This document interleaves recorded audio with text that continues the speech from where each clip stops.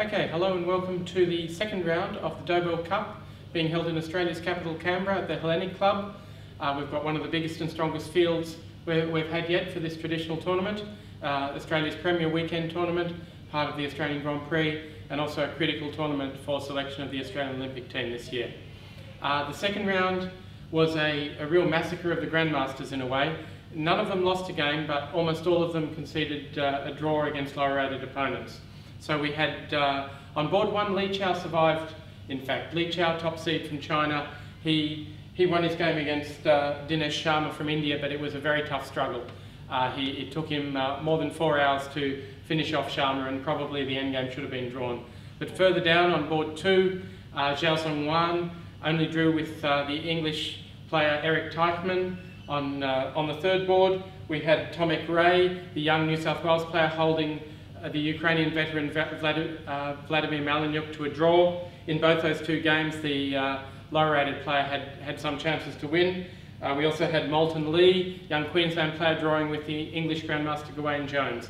So on the top four boards, only Li Chao of the top Grandmasters managed to win. Further down, David Smurden dropped another half point.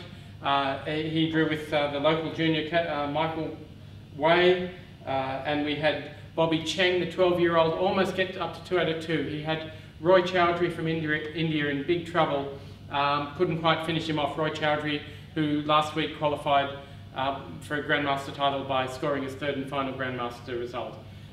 So one of the top seeds who did have a big success was Stephen Solomon from Queensland, from Australia. He was playing against Fedor Stojic, a young player with some new ideas. In this position, one of the main lines from the Gambit 2 knight f6 line in the Sicilian defence, Solomon played the recommended Queen e4 check, and now instead of Bishop e6, which is normal, Stojic played King d8.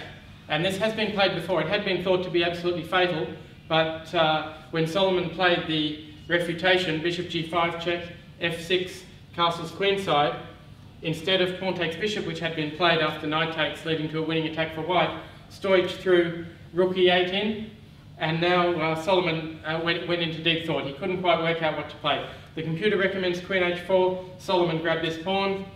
Now the bishop was taken, Solomon took another pawn, and after Bishop d7, the position was quite messy. Ultimately, the stronger player went on to win, but this could be an opening novelty worth looking at a little bit further.